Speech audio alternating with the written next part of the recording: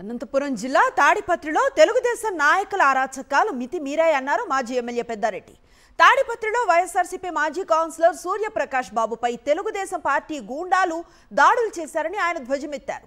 పచ్చ మూకల దాడిలో గాయపడి అనంతపురం ఆసుపత్రిలో చికిత్స పొందుతున్న సూర్యప్రకాష్ను పెద్దారెడ్డి పరామర్శించారు.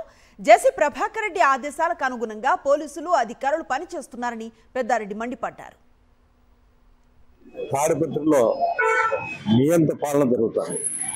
అంటే అక్కడ అధికారులు కానీ ఎవరు కూడా పనిచేసే పరిస్థితి లేదు.